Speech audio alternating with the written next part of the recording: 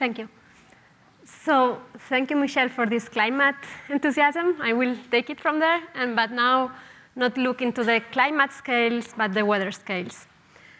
And I want to talk about how machine learning is changing the way we were dealing weather forecasts, but I will just do it from the Met Office's perspective, since I'm working at MeteoSwiss. This is for the federal government in Switzerland. And there, I've just started a new position as a machine learning coordinator. So yeah, let's tell you a bit what is going on in this subject. Let me start explaining you how the weather forecast modeling works. The first thing you need to do is to know what's the status of the atmospheres at the current moment. That's what we do with observations of different types, satellites, sounders, sensors, and try to extrapolate it through the whole atmosphere. Of course, doing that, there's already a lot of errors you are propagating there. Once you know the status of the atmosphere at the current state, you might ask, how is this going to evolve? And if you ask how this evolves in the next few minutes, 2 hours, that's what we call the nowcast. And this is mostly locally driven dynamics, which influence how this will change. In this case, our focus of locality is, of course, Switzerland. If you want to know now to the day timeline for the forecast of the following days, then you just now need to take into account also what's happening outside of your area of interest, since this will have a big impact in your forecast. So what we do is we usually have, for every country of interest in Switzerland, we have a model, numerical model of 1 kilometer resolution. And this fits what is happening on the globe through the boundary conditions. And this global model, which has a lower resolution, as you see here depicted, we don't do it ourselves. We take it usually from the European consortium. And now if you even go further and have forecasts for the next weeks, months, days, then you do have to take into account the whole globe and also the oceanic dynamics as well. And this is something we don't do at MeteoSwiss either. There's also other models we can use for that, and then we examine or downscale it into Switzerland and see how this affects Switzerland. So okay, let's start with the nowcasting. In the nowcasting regime, if you want to know the weather in the following minutes, mostly you will get very good results if you just extrapolate the observations of what is happening now. And this sounds already about statistics, right? So that's one of the first places where machine learning started to have a big impact. So let's consider, for example, that the case of the Zurich airport. There is a picture which is not so strange to see by the end of autumn and winter. You see that the runway on the bottom, well, at the end of the picture, it's in the middle of the fog. But the other runway here in the front has big clearance windows. So this variability in space and time, it's quite tricky to forecast. But if you take some even gradient boosting trees, or if you want also neural networks, you already can get a quite nice prediction and give a lot of impact already in the business, because this forecast can help a better planning of the runway concept to use and avoid damage losses through delays and cancellation of flights. So as you see here, there's an example of the machine learning with the uncertainties in colors, the measurement in black, and what we also have to provide because of regulation is this manual forecast that the forecasters have to do. And you see that we already gain a lot with some machine learning technique. If you now want to go through the whole Switzerland, not just point forecasts, you then need to take into account, as you know, other techniques. You need to make sure that the spatial consistency is kept. So this is an example, for example, to forecast thunderstorms. Here, a colleague of mine designed a deep neural network where you have an encoder, which makes all the analysis, and the forecasters, which from there it forecasts. So the nice thing about this model is that it can have many different kind of inputs. We have the model forecast itself, the numerical weather prediction model, which tells you to where you need to converge. You can put also the digital elevation models, which have a high resolution. satellite images, radar measurements, lightnings. And with that, you can get also a good forecast for the next 1 hour. We are doing now every 5 minutes about hail, precipitation, and lightnings. OK, let's now go a bit further and see these day forecasts, so some days until weeks. The way we do that usually is that you take these observations and you need to insert them into your model in a good way, that they fit really well your specific model. There are many techniques there. It's what we call data simulation, and it's quite tricky already. And then from there, we usually have to evolve the differential equations that tells you how the Newton laws, which tells you what's the dynamic of the flows, right? And then once you have done that, we usually also have to make some bias corrections, because it's known that the model performs a bit better in the plateau and not so good in the mountains. So you can still trick a bit with the thing what we call post-processing. And also there, post-processing sounds a bit like statistics. So also there, machine learning has been giving a lot of added value during the last years. This is an example of what you can win using neural networks.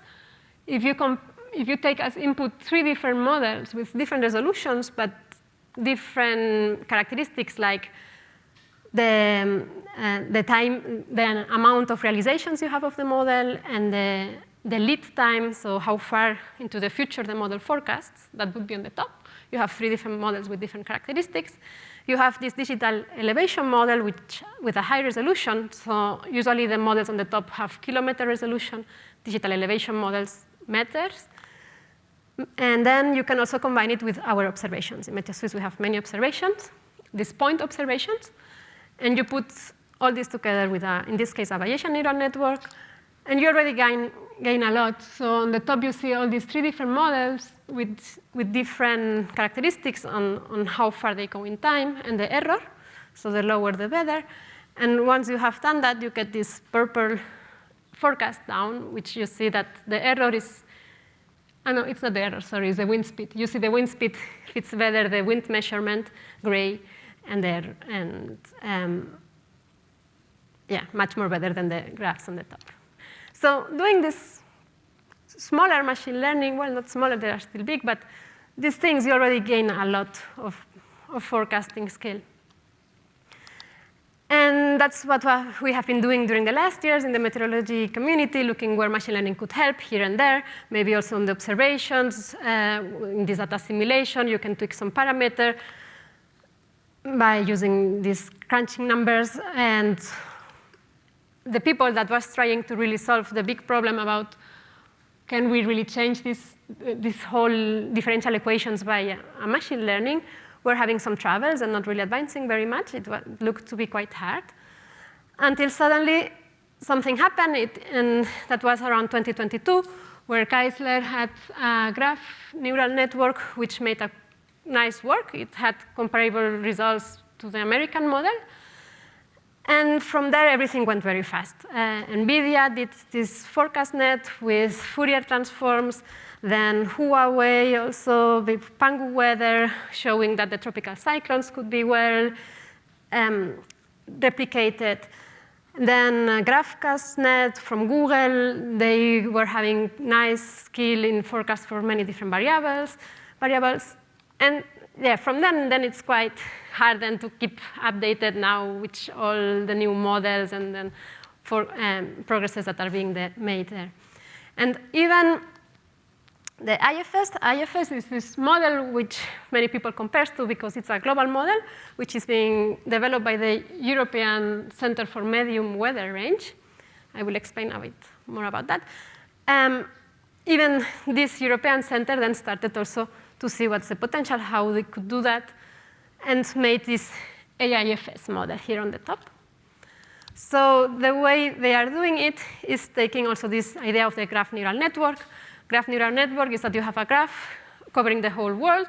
You use this icosaedral mesh that's triangles. It's really nice because you can then solve very naturally the poles. And then you have some message passaging through that, which makes pass the information through nodes to nodes. And this European Center for Medium Weather Range, which does this IFS model, has now this AIFS model, which does something similar, but also adding transformer in regional bands, and they are now really improving a lot the models very fast. So now let's talk about this. How well does this model perform? You can go and see it yourself into this web page here. One of the first jobs this ECMWF did was to take all these models from the different companies and see how well they perform. Because one thing is in your experiments, how well they do, but then the question was, can they really do the job operationally? So they took them and fit the operational data and see what's the forecast. And now you can check what the forecast is into the website and compare yourself the outputs of the different models. And what you will see is that in the headline scores, they are performing quite well. Even if they were not even trained on this operational data, they perform quite well. But the problem currently is that as soon as you go further in time, you see on the top the forecast for the next few days, or even 1 day, and then on the bottom, 3 days already you see that there's this blurring. So the model naturally tries to blur to reduce the loss, but it doesn't look so physical. Even if it's still preserving some quantities, we see that there's something there which needs to be improved. Also, the question about these physical laws, are they being preserved or not? There are still things and experiments that need to be done to see if the neural network has really understood the physics or it's just trying to replicate it somehow without understanding it. And what do we do now in our regional forecasts, right? Because we actually care about Switzerland. So also there we have been playing now with this kind of solutions. There's this regional, limited area neural network approach where you take also this graph neural network and you fit the boundary conditions from the global model and see how well this performs. Looks promising. Another approach on the right side, you see a model where you can say, since now it's cheap to do the forecasts, I can still model the whole globe in a low resolution and have another focus area where I have a higher resolution and let the lower resolution things come into the higher resolution. So there are now many creative approaches that are being developed to see how we can get forecasts at higher resolution, since all these global models that I've been talking to, they have something like 25-kilometer resolution, and we are interested on higher resolution. So there are other approaches as well that are being developed and promising that might change the way we work, as using representation learning. So here the thing is, can you train a network that can do different things, not just forecasting, but maybe this focus, downscaling, higher resolution, or feature detector for impact, or work at different time scales. This is what would lead to these foundation models. There's also some activity going on there. And also other kind of techniques which try to mix the physics and the machine learning, as the one here also, where there's a dynamical core being done traditionally, and then another part being solved by machine learning and putting this together. So yeah, there's a great moment now to look into it and to offer different architectures and solutions, because it's really popping a lot of ideas and opportunities now in the field. So why are we doing that? So we are doing that mostly because we have seen that the machine learning have a much reduced cost. Our traditional runs, numerical weather prediction, they cost something like minutes to hours to execute every forecast. The machine learning does that in seconds. So just by that, you are already saving and being more environmentally friendly. But something that it's not usually communicated when they talk about these machine learning models is that actually they have been using a lot of data that has been produced by the different European organizations, the Copernicus, and this European Center for Medium Weather Predictions. that has cost himself a lot of effort and years and at the end money. And that's also open and available for everyone. And that's what all these different actors have been taking to train up their models. And this is something also to take into account. So just to finish, some more thoughts about what we have been seeing. The physical models are still needed because at the moment, that's what have been feeding the machine learning-based models. And also, that's what they are currently taking as initial conditions. This might change, but now it's like that. And the data-driven models can perform very well, for the surprise of many. But still, they are, as I said, relying on these physical-based models, on the vectors. And then, yeah, the fact that they are much faster, but still the initial conditions are physically based. They are not that fast because they need to wait until the physical model is still finished. So there are still some dependencies there to be solved. That's one of the open points that are now many people working on that, on next steps, which would be to break this dependency to the physical-based models and being able to, from observations, without this data simulation step, from the observations go to the forecast and the whole grid. Some next steps that are also being working on is not just the model of the atmosphere, but also the land, the ocean, and all the chemical processes, how to put them all together with machine learning. And then maybe some more open questions that stay now still unresolved and that needs also more research, is that how well can we really capture extreme events with those models, and how far can we go? Is climate change really well captured or not? And yeah, also from our side, at the European level, as you have seen, there's now a lot of movement with these AIFS models and bringing also all the meteorological offices together.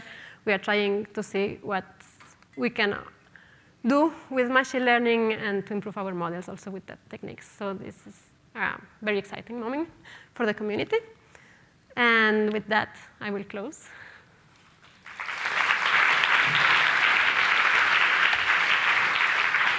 Thank you so much, Gabriela. And now it's time for the Q&A session. Yes, sure. And the first question is, how does the performance of traditional predictions compare to machine learning algorithms? Outforms or outforms? How does the performance of traditional predictions compare to machine learning algorithms? The performance, well, yeah, it's quite.